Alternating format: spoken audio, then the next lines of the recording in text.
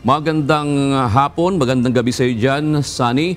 Meron ka bang ideya kung gaano karaming mga Pilipino talaga ang apektado ngayon ng wildfires at saan sila naroroon yung karamihan sa mga ito? Sunny?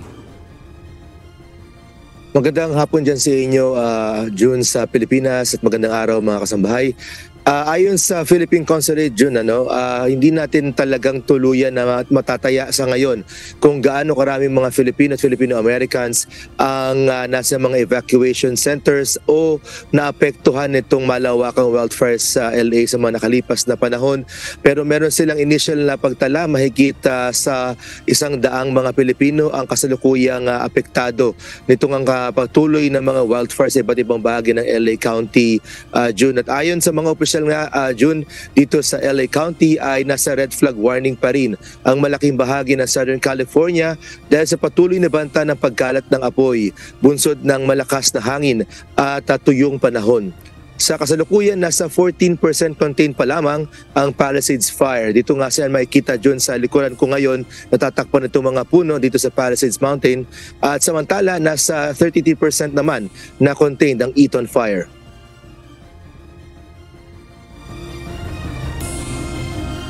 Medyo okay na po yung lagay dito sa convention evacuation center.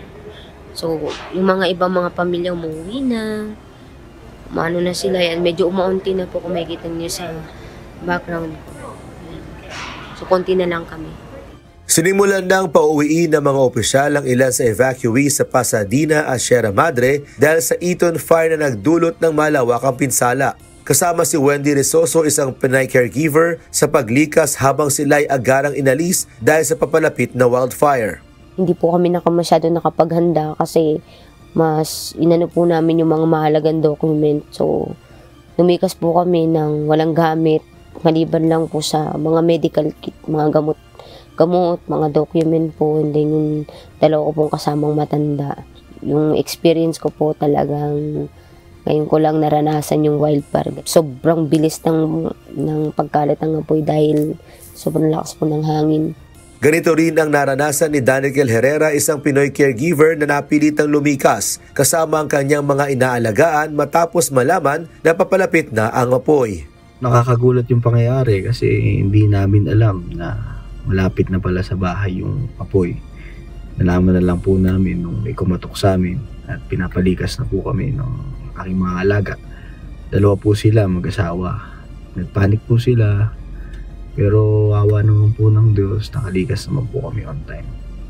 Umabot na sa 150,000 individual ang nag-evacuate at hanggang 2,000 structures naman ang nasira ng wildfires sa California. 24 na tao ang nasawi at 16 ang nawawala. Ayon sa latest update ng CAL FIRE, nagpapatuloy ang red flag warning sa ilang lugar sa Southern California, kabilang na ang LA County, Ventura at Santa Clarita, at kabilang na ang San Luis Obispo County.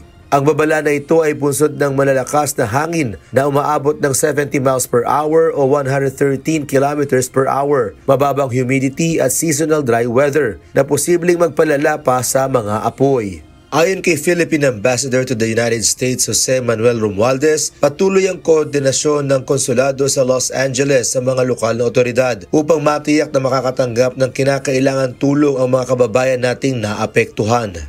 Well, we've already given instructions to our LA consulate, and I think our acting consul general is now coordinating with the local law enforcement and to see if there are any Filipinos or Filipino Americans that need assistance. Of course, we have to interact with the local officials there. But definitely many of our friends in the Philippines are always praying for not only for Filipino Americans but for everyone as well. It's probably one of the worst disasters that anyone has ever seen in the world. June, sa talangan ng Philippine Consul General sa Los Angeles, nasa 191 Filipinos ang sinasabing apektado nitong mga wildfires sa LA County. At karamihan sa kanila nasa mga evacuation centers nga dito sa LA County, June. At kanina, June, mga 3 oras sa kakaraan, June, meron tayo ulit na na-detect na bagong wildfire dito naman sa Ventura County. na umabot din ng hanggang 3 acres ang nasunog, pero ayon sa huling balita ng CAL FIRE ay ito ay contained at ang progress forward nitong wildfire na ito ay napahinto na. At kasalukuyan nga June, nandito tayo sa Santa Monica kung saan makikita itong Palisades wildfire. Pero sa kasalukuyan June, kung mapapansin mo, wala masyadong tao sa paligid natin ngayon. Bukod sa 1:30 a.m. ngayon dito sa Santa Monica June ay kasalukuyang naka-enforce ang curfew dito sa syudad ng Santa Monica mula sunset hanggang sunrise kinabukasan dahil nga patuloy nilang iniingatan na hindi makapasok ang sino man sa ginagawa nilang patuloy na pag-control dito sa wildfire sa Palisades, June. So, Sunny, ano ba ang agarang tulong na naibibigay ng konsulado, embahada ng Pilipinas dyan? Kasi sinasabi nga noong evacuee kanina na ating kababayan, dokumento lamang ang kanilang dalada dahil nga sa pagmamadali. Meron bang financial assistance na ibinibigay dyan, Sunny?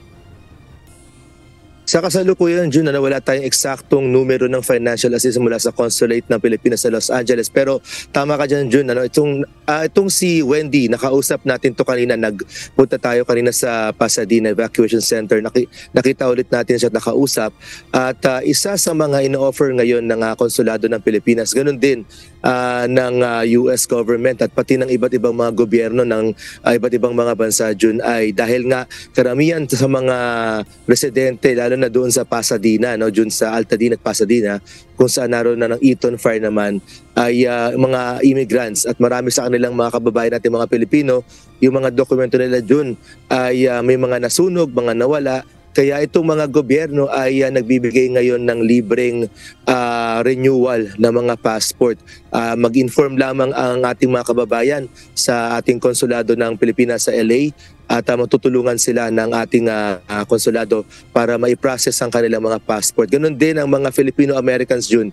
Kanina lamang nag-anunsyo ang pamahalaan ng US dito sa California kung kayo ay o mga kababayan natin o mga residente rito na US citizen ay nawala o nasunog ang kanilang passport dahil sa mga nangyaring mga sunog dito ay libre ang pagre-renew ng passport dito sa mga Filipino-Americans, June. Oo, Sunny, sa tagal mo na rin nagre-report sa UNTV dyan sa Amerika, sa California. Ito bang naranasan mo na ito? Ito na yung pinakamatindi sa nakita mo dyan sa lugar na yan? At gaano ka ba kalayo, yung Santa Monica, California, gaano kalayo sinasabi mong apektado ngayon ng wildfire? June, dito lamang kung makaka-under lang tayo sa likuran natin, June, makikita na natin yung Palisades Hill, June, ay siguro sa ngayon ay mga 2 to 3 miles away lang tayo sa bukana ng Palisades Hill kung saan naroon ngayon kasalukuyan.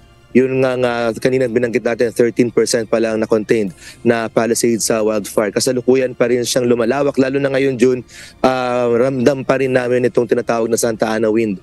Umaabot siya hanggang 40 to 50 miles per hour. Pero natanong mo nga, June, kung first time ko ba itong naranasan dito sa pagre-report natin sa UNTV, lalo na nung nakalipas na Martes at Miyerkules dito sa Los Angeles, umaabot ang hangin dito noon, June, ng hurricane wind gust ng hanggang 95 miles per hour. Particular yan sa mga hillside. Isa nga itong Palisade Hills.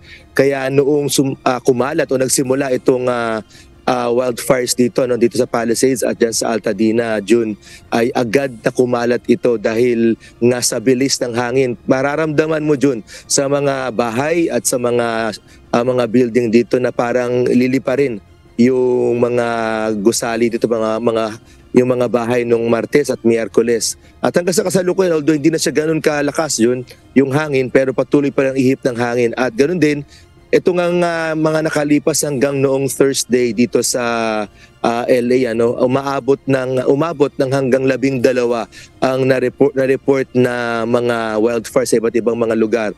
8 dito ay major wildfires, yung iba maliliit lamang. At very unprecedented ito. Ayan ay nabanggit na nga rin ng governor, ng presidente ng Amerika, ng mayor, ng iba't ibang mga syudad dito na ngayon lang sila nakaranas din ng ganito kabilis na pagkalat ng apoy at ganito karami na kumbaga sa isang araw, June, maya't maya ang report ng pagsimula ng wildfire dito sa LA nung nakaraang Miyerkules at Huwebes.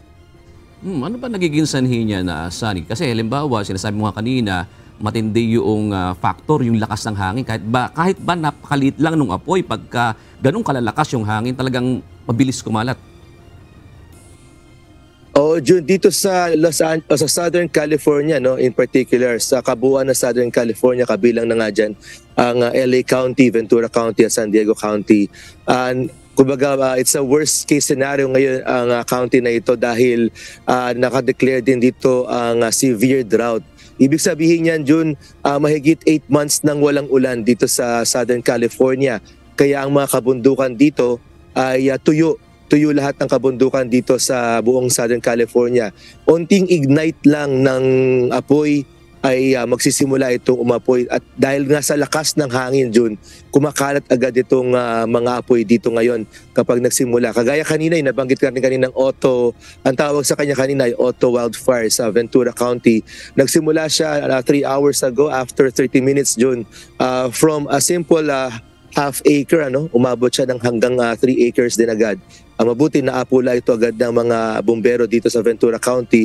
At mapapansin din dito, particular naman sa Palisades, sa mga nakalipas na report din natin, at pati sa mga nakakausap nating mga residente rito, June, hindi lahat ng mga bahay dito na apektuhan agad. Ibig sabihin, yung mga ambers ng mga apoy, June, dahil sa lakas ng hangin, tumatalon-talon yung amber.